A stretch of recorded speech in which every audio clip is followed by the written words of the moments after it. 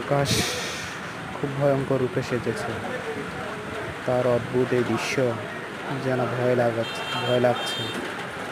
দেখুন আকাশে কিভাবে বিজলি চমকাচ্ছে, যেন ভয়ে কিছু উঠবে না।